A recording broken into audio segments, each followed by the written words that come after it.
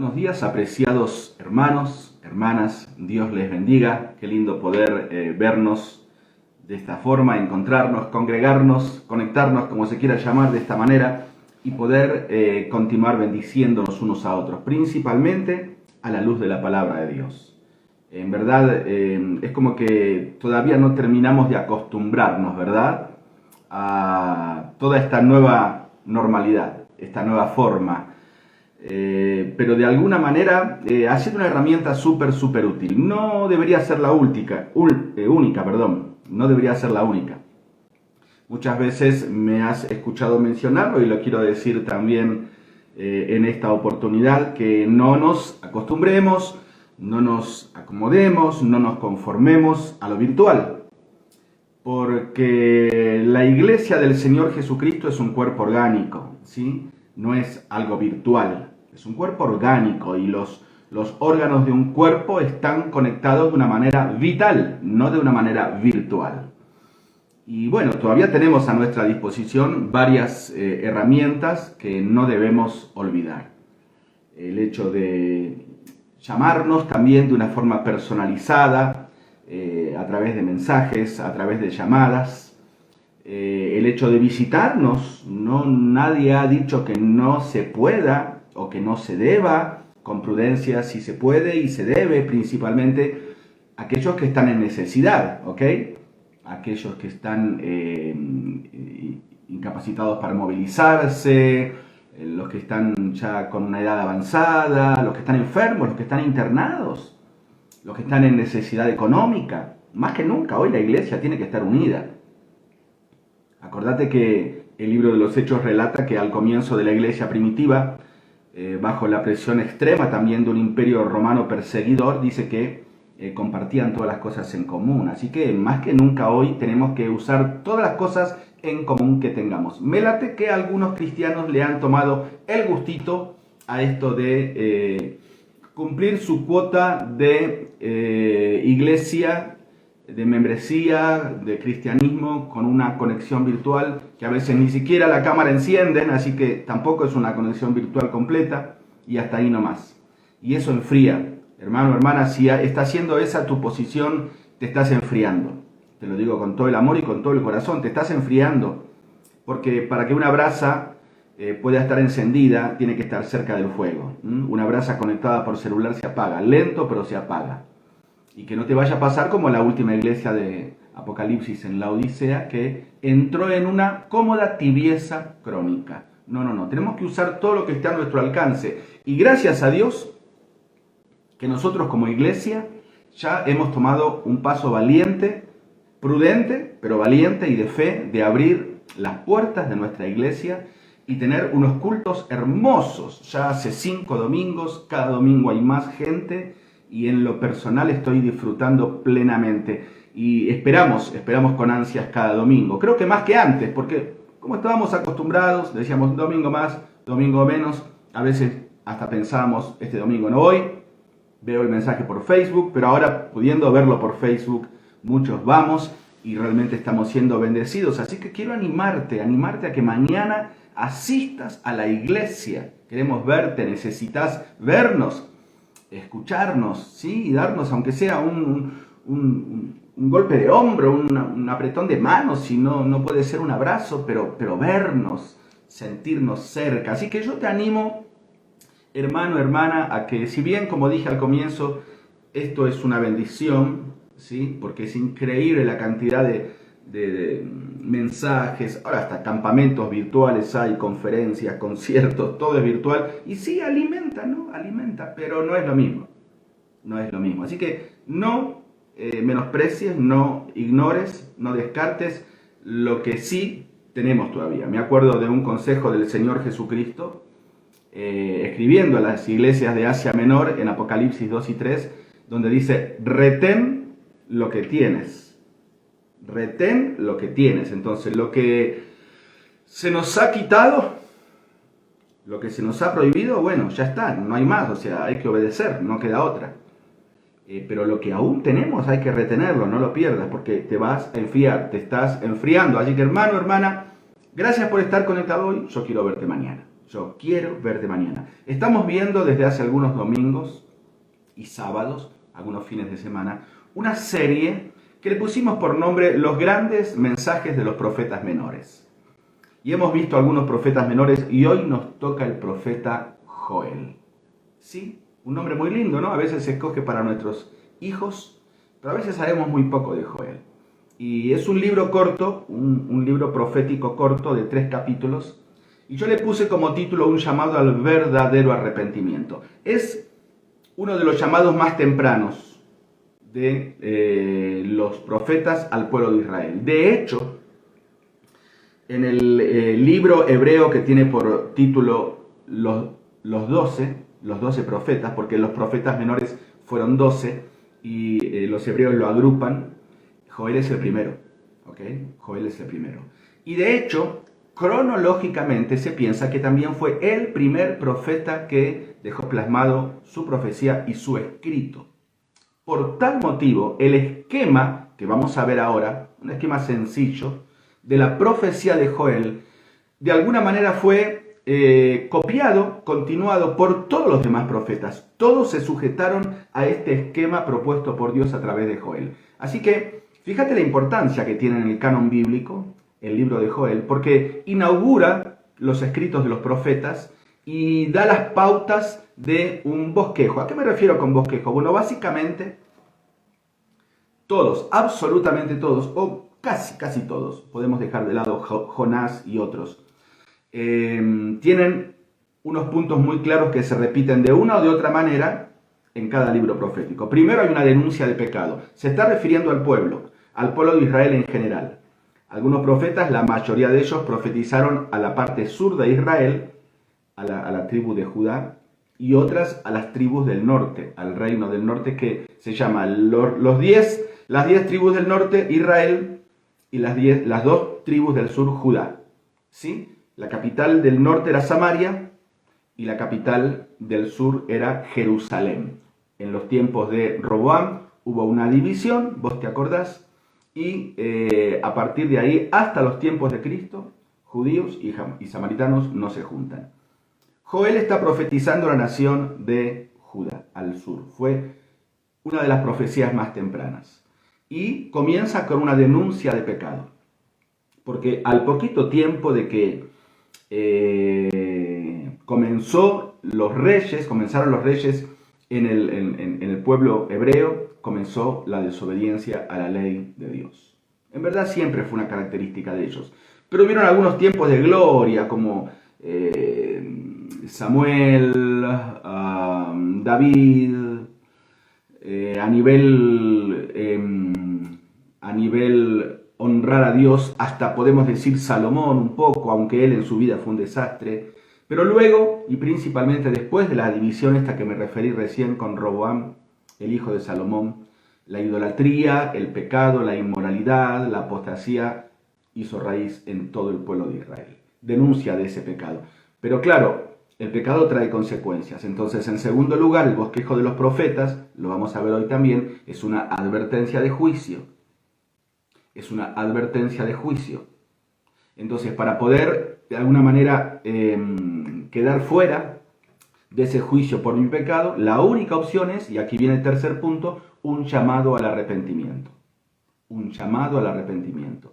Y cuando hay un arrepentimiento sincero, viene el cuarto punto, que, como dije recién, de alguna manera caracteriza todos los libros proféticos, que es promesas de restauración. Recordá, por favor, estos 4 puntos. Te van a servir mucho para estudiar cualquier libro profético. Denuncia de pecado, llamado al arrepentimiento, denuncia de pecado, advertencia de juicio, llamado al arrepentimiento, una invitación tierna de Dios, siempre con el amor que le caracteriza, y promesas de restauración, ¿ok? Ya comenzaban los pecados en el pueblo de Israel. Y de alguna manera, vamos ya metiéndonos directamente en este corto libro, pero muy interesante, Dios comienza a advertir, aún antes de la profecía de Joel, con algunas catástrofes naturales. Una de ellas está mencionada, fíjate, por favor, abrí tu Biblia en Joel, capítulo 1, versículo... vamos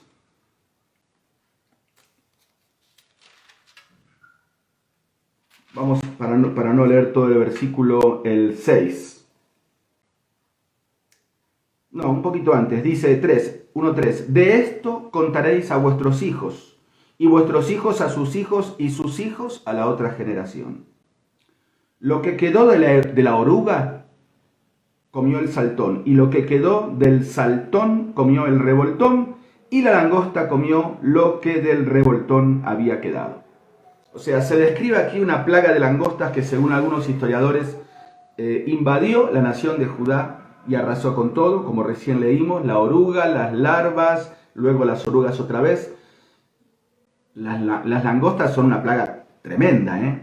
Hace poquito hubo una plaga fuerte y están habiendo plagas de langosta. Esto nos hace pensar que son también anuncios de los futuros juicios apocalípticos descritos en el último libro de la Biblia. Es terrible. Bueno, había sucedido y Joel toma esta catástrofe natural y sobre eso va a ser la primera parte de su profecía. Y va a decir, miren, así como la langosta arruinó con todos los cultivos de aquí, de nuestro pueblo, así, si ustedes no se arrepienten por su pecado, Dios va a enviar a un ejército como langostas que va a arrasar con todo.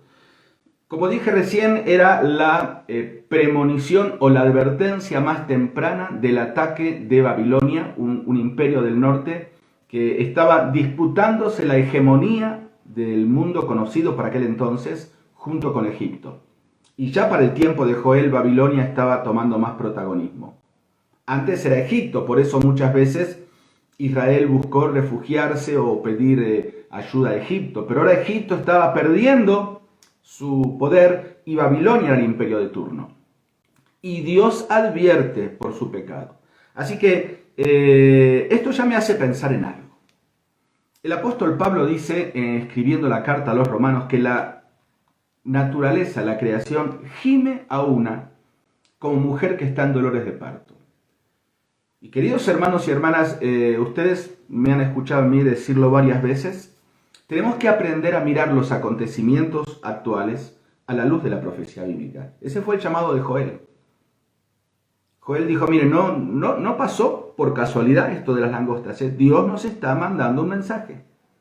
Era un hombre que sabía observar catástrofes naturales, acontecimientos políticos, el protagonismo de Babilonia, la caída de Egipto, el pecado del pueblo, y un hombre que oraba, que tenía ese espíritu de discernimiento, que principalmente conocía la Biblia, conocía la profecía,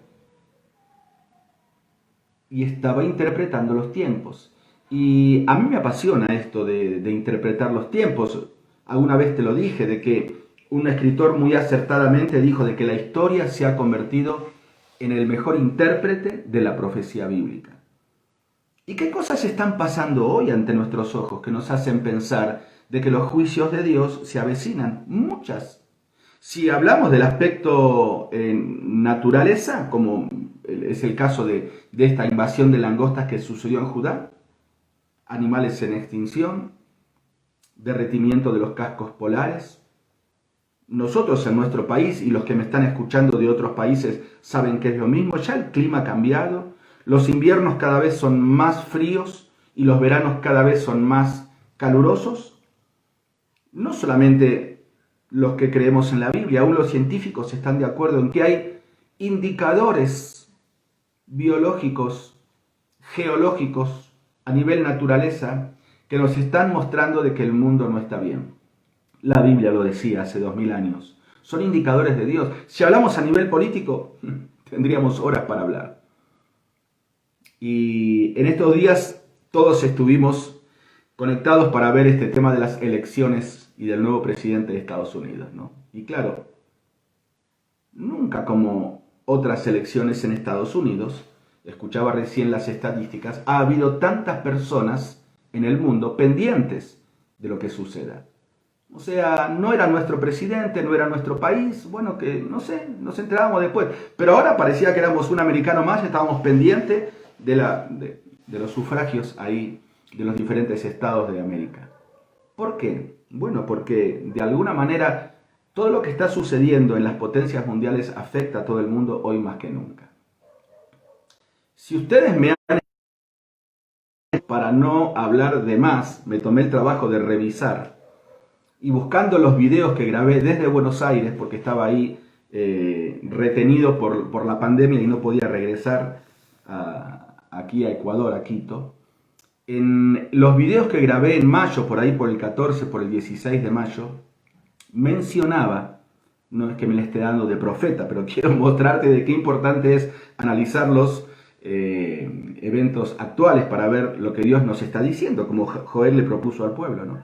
Yo les mencionaba de que con todas estas nuevas propuestas del presidente actual Donald Trump de Estados Unidos, que se manifestaba totalmente en contra de la agenda globalista, de alguna o de otra manera este estado profundo o nuevo orden mundial tenía que quitarlo del camino. Yo lo dije, yo lo advertí y es lo que está sucediendo. No estoy a favor ni en contra de ninguno de los presidentes, soy la persona más apolítica que pueda existir. Pero he seguido las declaraciones del presidente Donald Trump, al margen de que dudo mucho de que sean genuinas, que las dijo, y estaba totalmente en contra de la agenda globalitaria o la agenda globalista que mayormente se está mencionando. ¿Y qué es lo que estábamos diciendo? ¿Sí? Que de alguna manera lo iban a tener que sacar del camino. Y es lo que estamos viendo, es increíble, ¿no es cierto? Es increíble, increíble. Aunque aparentemente la cantidad de votos estaba por lejos a favor de él, hubo una mano negra por ahí que lo quitó del camino. Y déjame que termine mi premonición. Y bueno, si me equivoco, pero me la juego, él no va a quedar como presidente. ¿Por qué? Porque la Biblia está diciendo de que hacia el final de los tiempos tiene que haber un gobierno, ¿sí? Mundial que luego va a estar comandado por el anticristo. Y esto es lo que estamos viendo nosotros a la luz de la profecía bíblica. Entonces, volviendo a nuestro libro de Joel, tenemos que aprender a mirar las situaciones actuales para poder interpretar lo que Dios quiere decir. Y Dios le estaba diciendo a la nación de Israel, cuidado, porque les estoy mandando mensajes. Si ustedes no lo entienden, van a recibir males peores. Y Dios está mandando mensajes al mundo. El mundo no lo entiende, pero tú y yo tenemos que entenderlo. Tenemos que entenderlo y tenemos que estar preparados. Ahora vos dirás, bueno Pablo, pero ¿preparados para qué? O sea, si el día del Señor llega, el juicio no recae sobre mí. Por supuesto, amén, porque somos del pueblo de Dios. Pero el apóstol Pedro dice, mira de todas estas cosas, tenemos que hacer ajustes de nuestra vida porque el día del Señor está cerca. Y Dios quiera que este llamado al arrepentimiento, que es el título que le puse por título a este mensaje, a este libro, a este profeta, pueda ser también un llamado al arrepentimiento para cosas que tenemos que cambiar aún en nuestra vida cristiana. Aquellos que tenemos la luz de la palabra de Dios. Ahora, quiero hablar un poquito de este tema del arrepentimiento, porque es el tema central del libro. Y el arrepentimiento, por lo que vemos aquí, vamos a ver capítulo 2, versículo 12, es un arrepentimiento completo, que involucra convertirse a Dios con todo nuestro ser. Fíjate lo que dice capítulo 2, versículo 12 de Joel. Por eso pues ahora dice Jehová, convertíos a mí con todo vuestro corazón, con ayuno y lloro y lamento. Rasgad vuestro corazón y no vuestros vestidos, y convertíos a Jehová vuestro Dios, porque misericordioso es y clemente, tardo para la ira y grande en misericordia y que se duele del castigo. Aquí me está diciendo que el arrepentimiento debe ser completo.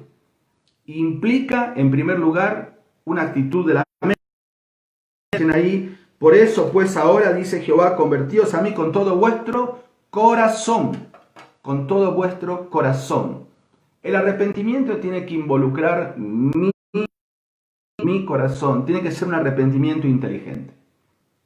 Cada uno sabe las cosas que tenemos que arrepentirnos.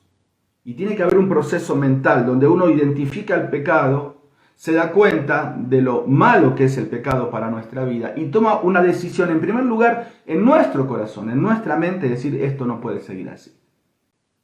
El arrepentimiento que es por miedo a perder, el arrepentimiento que es por amenaza, que si no lo haces te va a pasar esto o aquello, el arrepentimiento que es por las consecuencias dolorosas que estoy sufriendo, ese arrepentimiento no sirve.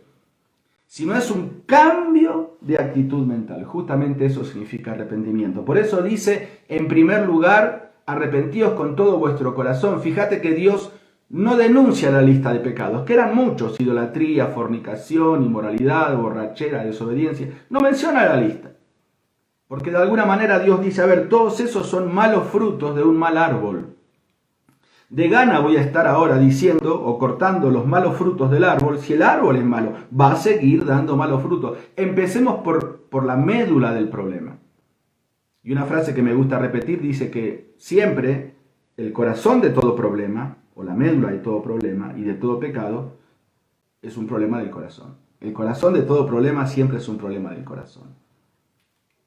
Yo voy a estar leyendo paralelamente al libro de Joel un capítulo que, a mi modesto parecer, creo que es el capítulo más completo también, que habla sobre el arrepentimiento. Y es sobre el triste ejemplo de un gran hombre de Dios como fue el rey David y su pecado con Betsabé.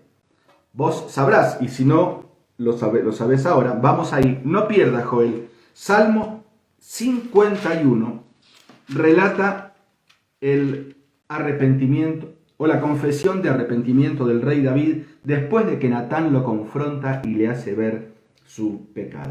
Así que vamos a tener marcada la Biblia con un esfero, con una hojita, con tu mano, en estos dos pasajes, en Joel y en el Salmo 51. Yo te dije recién de que, en primer lugar, el llamado al arrepentimiento que hace Dios al pueblo de Judá a través de estas cosas que estaban sucediendo alrededor de ellos, es un arrepentimiento que implica un cambio de actitud mental, una decisión del corazón.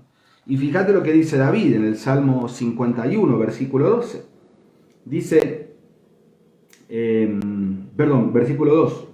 Lávame de toda... Vamos a leer desde el 1. Ten compasión de mí, oh Dios, conforme a tu gran amor, conforme a tu inmensa bondad, borra mis transgresiones, lávame de toda mi maldad y límpiame de mi pecado.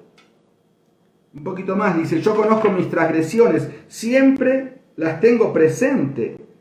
Contra ti solo he pecado y he hecho lo que es malo ante tus ojos. Y bueno, y continúa algunos versículos más que los vamos a leer más adelante, ¿no? Pero por eso decíamos, es un arrepentimiento completo, ¿sí? Entrega, recién leímos, dice, con todo vuestro corazón. Veamos en el 51:10, por favor. Vamos a estar leyendo paralelamente los dos pasajes. Crea en mí, oh Dios, un corazón limpio, ¿ves? ¿Ves la importancia que es de poder abrir mi corazón y poner mi corazón en sinceridad delante de Dios? Ahora, no solamente con la mente, no solamente con el corazón o con las emociones, sino también con la voluntad.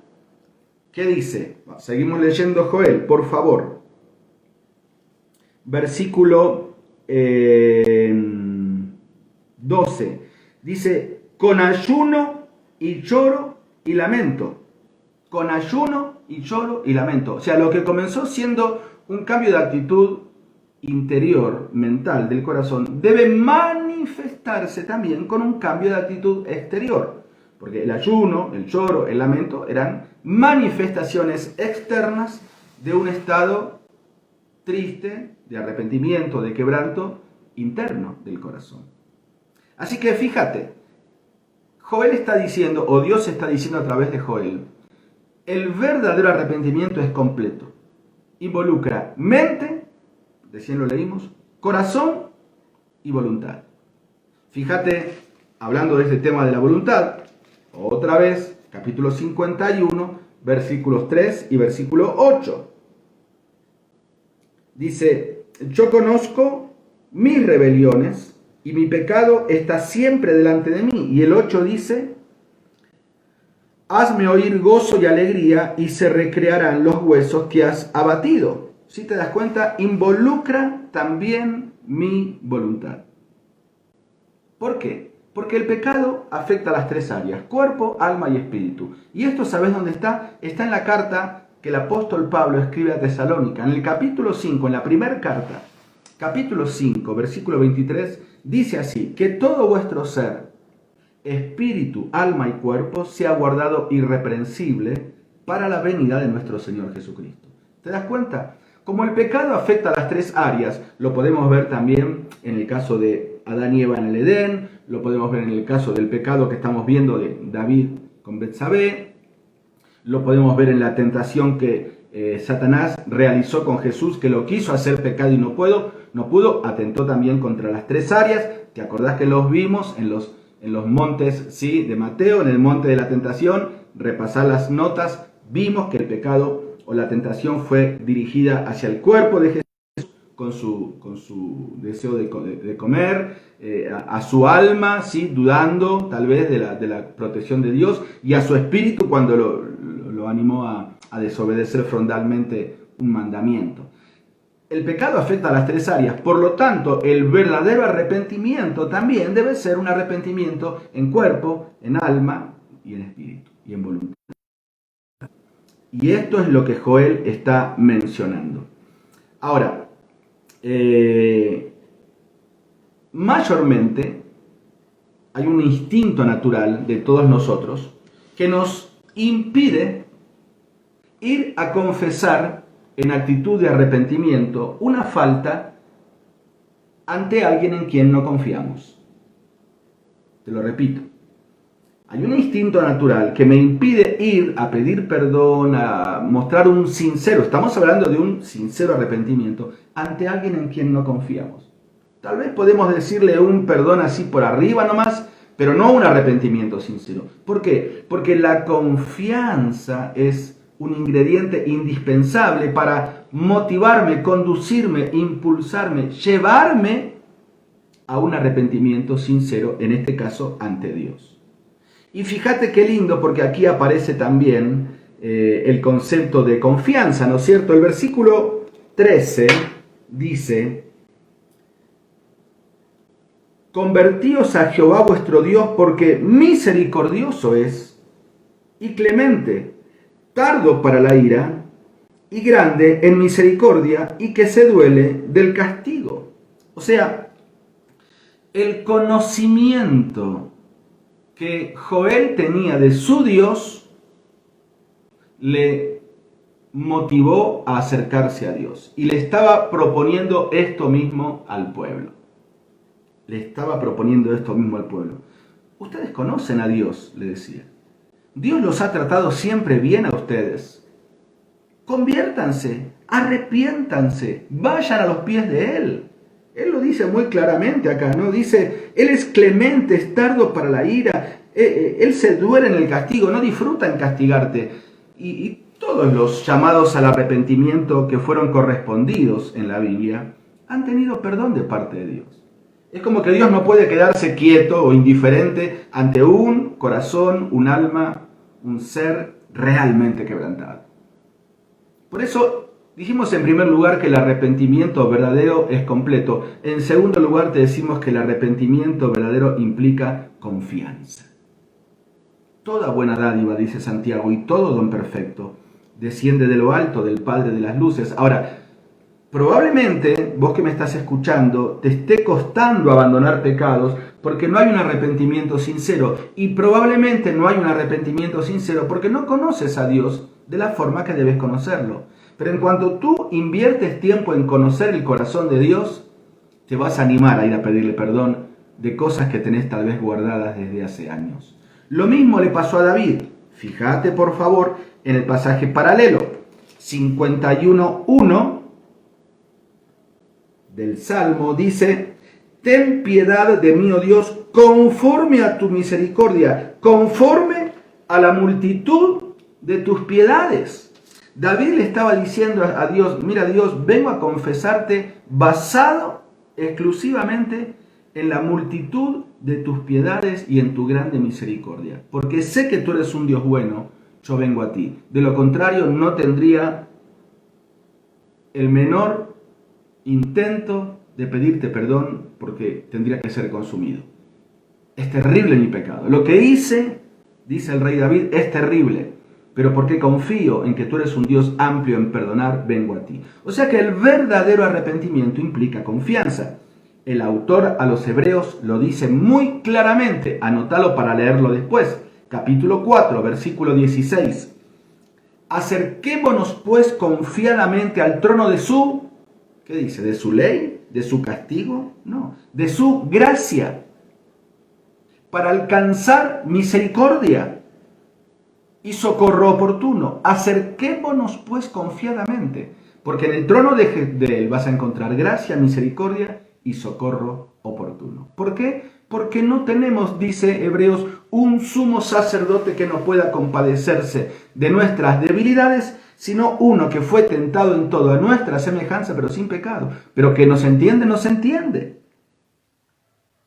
¿Te das cuenta? Y un pasaje más, este lo podemos leer juntos, por favor, porque es muy lindo. Romanos capítulo 2, verso 4. Busca en tu Biblia. Romanos capítulo 2, sin perder Joel y sin perder el Salmo 51. Romanos capítulo 2, versículo 4.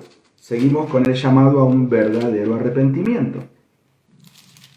¿Qué lugar implica el conocimiento y la confianza en Dios al momento de arrepentirse? Dice, o menospreciáis las riquezas de su benignidad, paciencia y longanimidad, ignorando que es su benignidad la que te guía al arrepentimiento. La NBI dice, ¿no ves que desprecias las riquezas de la bondad de Dios? ¿Desprecias su tolerancia y su paciencia? ¿No te das cuenta que no reconoces que quiere llevarte al arrepentimiento? Entonces, el verdadero arrepentimiento implica confianza en la bondad de Dios. Un arrepentimiento completo, un arrepentimiento confiando. En tercer lugar, el arrepentimiento sincero implica cambio de actitud. Vamos a volver a leer algo que leímos recién y lo agregamos con algunos versículos más de Joel y del Salmo 51. Otra vez, el llamado al arrepentimiento casi es el pasaje central del libro de Joel. Por eso me detengo en este, ¿sí? Dice, versículo 16 o 15. Tocad trompeta en Sión, proclamad ayuno, convocad a una asamblea. Versículo 16. Reunid al pueblo, santificad la reunión, juntad a los ancianos, congregad a los niños y a los que maman, salga de su cámara el novio y de su tálamo la novia. Entre la entrada y el altar lloren los sacerdotes, ministros de Jehová, y digan, perdona, oh Jehová, a tu pueblo, y no entregues al oprobio tu heredad. ¿Qué implica también un arrepentimiento sincero, un cambio de actitud? Y está muy claro acá. ¿Qué dice Joel? Todos en este momento van a ayunar. Niños, ancianos, madres, todo el pueblo, el novio, la novia, los que están por casarse, todos. Tiene que haber un cambio de actitud. Mira, el arrepentimiento real no sigue con la vida con normalidad. Bueno, está bien, ya me arrepentí, ya pedí perdón, entonces bueno, sigamos para adelante. Sí, pero sigamos ¿cómo? Pongamos un ejemplo claro quizás. Si un esposo está teniendo actitudes no correspondientes a una relación conyugal y ha logrado que su esposa pierda la confianza en él, tal vez sin llegar a un extremo de infidelidad, o aún, bueno, mencionándolo, ¿no? Porque algunos dicen, bueno, yo nunca cometí infidelidad, pero a veces cometemos infidelidad constantemente en otras áreas de nuestra vida conyugal. Y Dios marca a través de diferentes situaciones, y la persona dice que reconoce su pecado, dice que se ha arrepentido, y dice que confesó, tiene que haber un cambio de actitud. No puedes seguir igual. Te puse el ejemplo más cotidiano, esto lo podemos aplicar en cualquier área de la vida. Hay personas que constantemente, por ejemplo, están ofendiendo con sus palabras, ¿sí? Bueno, está bien, ya te pedí perdón, no me vuelvas a sacar en cara lo que te dije. Sí, pero me pedís perdón 10 veces por día y no hay cambio. O sea, eso no está hablando de que hay un arrepentimiento. A veces usamos la confesión y el perdón como un trapeador que limpia por arriba la suciedad y todo sigue. No, cuando hay un arrepentimiento sincero, tiene que haber un cambio de actitud. Fíjate lo que dijo David también en el Salmo 51, versículo 15 y 16. Hay varios, pero no quiero leer todos. Dice, vamos a leer desde el 13. Entonces enseñaré a los transgresores tus caminos, y los pecadores se convertirán a ti. Señor, versículo 15, abre mis labios y publicará mi boca tu alabanza. Versículo 17 dice, los sacrificios de Dios de un espíritu quebrantado y un corazón contrito y humillado, tú no despreciarás. Versículo 19, entonces te agradarán los sacrificios de justicia, el holocausto, la ofrenda, los becerros. O sea, ¿te das cuenta? No era una cuestión solamente interna. David dijo, yo voy a demostrar con un cambio de actitud y un cambio de vida que esto para mí ya es historia. El arrepentimiento real no sigue con la vida como si nada hubiese pasado. Si Dios juzgó a su pueblo, tiene que haber cambios. Y yo te decía recién que estamos viviendo un tiempo donde yo creo que ninguno puede negar de que estamos con un cambio de actitud necesaria, porque había muchas cosas que estaban mal, muchas cosas. Y de alguna manera todas estas cosas que estamos viviendo, fuertes que estamos viviendo, nos tienen que hacer abrir los ojos respecto a qué cosas tenemos que cambiar en nuestra vida. ¿Qué cosas tenemos que cambiar en nuestra vida? Querido hermano, hermana, si Dios permitió esta pandemia, estas nuevas leyes, estos protocolos que se emiten desde organismos mundiales, esta crisis financiera que ha logrado que la mayoría de los países del mundo, el 80, el 90% de los países del mundo hayan aumentado su dependencia económica de los fondos monetarios internacionales y tengan y cedido sus convicciones, aprobando leyes que jamás hubiesen aprobado si no era con la condición de que si no, no te presto la plata, aún cambiando la propia constitución, como pasó en nuestro país hermano de Chile la semana pasada, cosa increíble, se cambió la constitución. Nunca hubiésemos pensado que nuestros países llegaron a esto. Si Dios está permitiendo todas estas cosas tan tristes, tan lamentables, tan amenazadoras, es porque Dios espera ver en nosotros un cambio de actitud. Y porque Dios está diciendo, a ver, como dice el apóstol Pablo, el juicio comienza por la casa de Dios. ¿Qué cosas tenemos que cambiar, hermanos? Sería lo más triste del mundo que si esta pandemia acaba, sigamos como antes. Con nuestro devocional inconstante, con nuestra fe enferma, con nuestros principios de santidad mediocres, la vida de servicio y nuestros dones como talentos escondidos bajo la arena, con nuestra ofrenda como limosna dando lo que me sobra. Sería triste que pasando esta pandemia sigamos igual que antes. Hay muchos cristianos que dicen, ay, no veo la hora de que todo vuelva a la normalidad. ¿Cómo que todo vuelva a la normalidad? Si Dios permitió todo esto, que nos invadió como un ejército de langostas, como le pasó en el tiempo de Joel al pueblo de Dios, es porque quiere que tengamos un cambio de actitud. Este es un llamado al verdadero arrepentimiento. Y yo te animo, hermano, te exhorto, te desafío, hermana, a que pienses qué cosas tienen que cambiar y las cambies, porque de lo contrario vendrán ataques peores a tu vida. Como dijo Joel, hoy fueron langostas, si no hay un cambio, mañana serán los babilonios, y si no hay un cambio, irán cautivos. Y eso es lo que pasó, 70 años de cautividad, porque no obedecieron el llamado de los profetas. Ahora, tú dirás, bueno, pero ¿qué pasa si tengo un verdadero arrepentimiento? ¿Cuáles son las consecuencias? Bueno, veamos las consecuencias. Capítulo 2, las buenas consecuencias, ¿no? Versículo 18 dice, y Jehová, solícito por su tierra, perdonará a su pueblo. La primera consecuencia es que Dios te perdona en Cristo. Dios te perdona en Cristo. ¿Sí? A ver, acá vale mencionar algo, ¿no? A veces pensamos que si yo no confieso, Dios no perdona. No, Dios perdona en Cristo. Dios ya te perdonó el pecado que vos estás cometiendo o que cometiste. Dios ya te perdonó el pecado que no confesaste. Esto tal vez te suene extraño a ti, pero siendo fiel a la teología bíblica es cierto. Dios ya te perdonó aún el pecado que no confesaste y Dios ya te perdonó aún el pecado que no cometiste. ¿Estamos de acuerdo con esto? Porque Dios nos perdona en Cristo, Dios nos perdona en la cruz. La confesión no es tanto necesaria para que Dios me perdone. La confesión es necesaria para que se restaure mi comunión. Dios te perdona en Cristo. Y yo te animo a que vayas con tu pecado a Dios, no tengas vergüenza.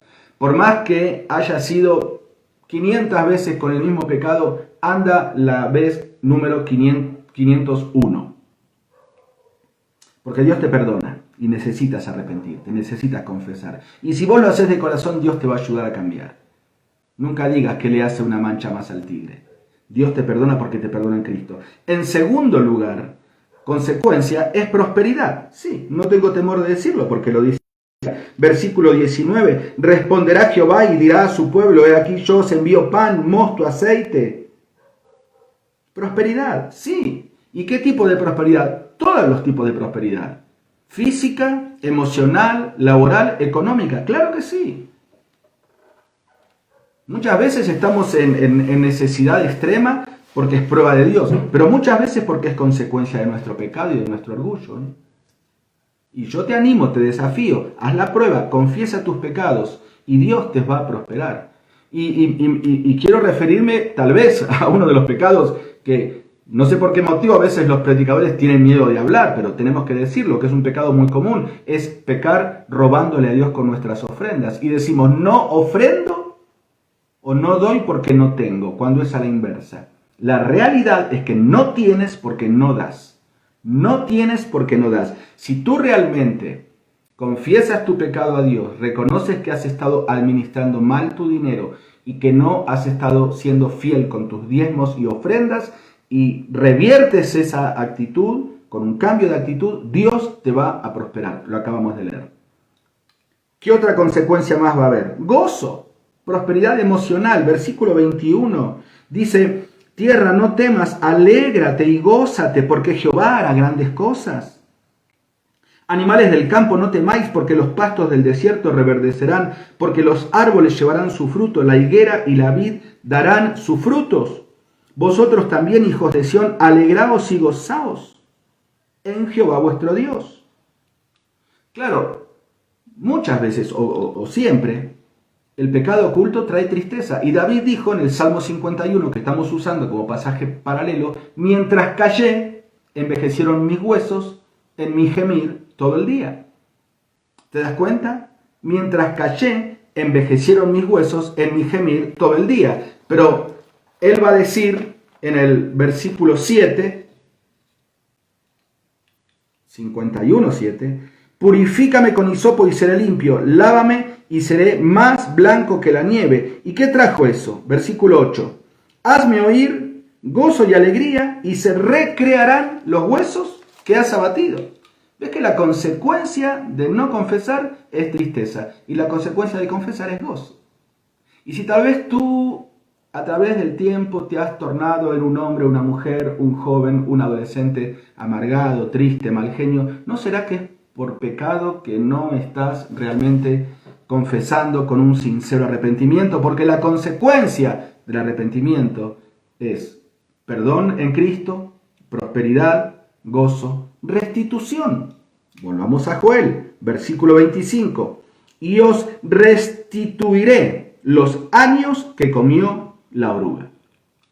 Os restituiré los años que comió la oruga. Y querido hermano, hermana, Dios puede devolverte todo lo que Satanás te ha robado. Si vos tenés un verdadero arrepentimiento, grabate bien esto en tu corazón, por favor. Dios va a devolverte todo lo que Satanás, el mundo, la carne y tus malas decisiones te han robado. Y en último lugar, consecuencias de un verdadero arrepentimiento es testimonio. Que claro, por el pecado lo perdiste. Fíjate, Joel 2, 26 y 27 dice, comeréis hasta saciaros y alabaréis el nombre de Jehová vuestro Dios. Versículo 27 dice, y conoceréis que en medio de Israel estoy yo. ¿Ves? Alabaréis a Jehová vuestro Dios y todos conocerán que yo estoy en medio de Israel. Un testimonio restaurado. Así que, ¿qué más puede decir Dios a nosotros para que abramos nuestros ojos con este llamado a un verdadero arrepentimiento? Obviamente termino ya en 5 minutos y no quiero dejar pasar por alto un podemos llamarlo profético muy fuerte del libro de Joel y que es único en el libro de Joel y tiene que ver con lo que dice el capítulo 2, versículo 28. Dice, y después de esto derramaré mi espíritu sobre toda carne y profetizarán vuestros hijos y vuestras hijas, vuestros ancianos soñarán sueños y vuestros jóvenes verán visiones. Después de esto es una frase importante en el lenguaje profético, ¿sí? Se repite mucho en Apocalipsis, después de estas cosas o después de esto. Y obviamente está marcando un cierre de dispensación e inicio de otra dispensación. Este pasaje es un pasaje profético donde Dios a través de Joel está adelantándose a los tiempos, siglos posteriores a Joel, donde ya el trato de Dios con Israel se cierra, porque la desobediencia de Israel, a pesar de que envió profetas y profetas, persistió. Por eso en el lamento de Jesús sobre Jerusalén, en el Evangelio de Mateo, el Hijo de Dios dijo, Jerusalén, Jerusalén, que matas a los profetas y apedreas a los que te son enviados. ¿Cuántas veces quise juntarte? Como la gallina junta sus polluelos debajo de sus alas, y no quisisteis, por lo tanto, vuestra casa os es dejada desierta. Entonces, hubo un claro cierre de trato en una economía, en una dispensación de Dios para con Israel, que lo llamamos la dispensación de la ley, que terminó con Cristo, y al mismo tiempo Cristo inauguró, oficialmente sería en Pentecostés 2, ¿no es cierto? En Hechos 2, en el día de Pentecostés, inauguró una nueva dispensación, que es la dispensación de la iglesia. Y cuando se da el evento de Pentecostés, en Hechos capítulo 2, Pedro en su discurso, vos léelo después, ahora no lo hacemos porque no nos da el tiempo, menciona la profecía de Joel. Y dice, esto es lo que habló el profeta Joel cuando dijo que en los postreros días Dios derramaría su espíritu sobre toda carne y que iba a haber profecía a nivel de enseñanza bíblica y que iban a haber prodigios y que iba a haber un movimiento del espíritu mundial, como es lo que estamos viendo desde hace 2000 años en la dispensación de la iglesia. Ahora es interesante porque la profecía de Joel continúa un poquito más allá de la iglesia. Fíjate, versículo 31, el sol se convertirá, el 30, ¿no? Dice, y daré prodigios en el cielo y en la tierra, sangre, fuego, columnas de humo, el sol se convertirá en tinieblas y la luna en sangre. Todo esto son profecías que ya tienen que ver con un tiempo posterior a la iglesia, que está muy cercano a nuestros tiempos, y que es el tiempo de la gran tribulación, con estas catástrofes cósmicas y naturales como juicios de Dios, las copas, las trompetas, los sellos. Y va un poco más allá Joel, y ya habla posterior a la tribulación, a la segunda venida de Cristo. Dice, antes que venga el día grande y espantoso de Jehová. ¿Ves? La segunda venida de Cristo con la batalla de Armagedón, donde Él va a poner en Jerusalén, dice versículo 32, su estrado. Y aún va un poquito más todavía. Fíjate qué escatológico que es el libro de Joel. No solamente habla de la nación de Israel, no solamente del tiempo de la iglesia, no solamente de la tribulación, cuando la iglesia ya fue arrebatada, no solamente de la segunda venida de Cristo, no solamente de la batalla de Armagedón, sino también va a hablar de los juicios del rey posteriores a la batalla de Armagedón, los juicios que va a hacer a las naciones gentiles y los juicios que va a hacer a el pueblo de Israel previo al milenio. Eso está en el mismo capítulo 3, versículo 2. Reuniré a todas las naciones y las haré descender al valle de Josafat, y allí entraré en juicio con ellas a causa de mi pueblo y de Israel mi heredad, a quien ellas esparcieron entre las naciones y repartieron mi tierra. Y luego continúa hablando del juicio que Dios va a hacer ahí en el valle de Josafat, y termina el libro hablando del milenio, que es lo que viene posterior a los juicios. Versículo 16, y Jehová rugirá desde Sión y dará su voz desde Jerusalén, y temblarán los cielos y la tierra, pero Jehová será la esperanza de su pueblo, la fortaleza de los hijos de Israel, y conoceréis que yo soy Jehová vuestro Dios, que habito en Sión, mi santo monte, y Jerusalén será santa, y extraños no pasarán más por ella. Jerusalén como capital del reino milenial. O sea, desde el versículo 28 del capítulo 2 hasta el final del libro es una excelente cronología profética que Joel nos da. Así que quise mencionar también esto a manera de detalle porque es un libro que tiene mucho que ver con la iglesia y con el tiempo posterior a la iglesia. Y me parece excelente que terminemos hablando de este tema, porque el día del Señor está más cerca que nunca, hermano, hermana, y hoy hemos dado un llamado al verdadero arrepentimiento.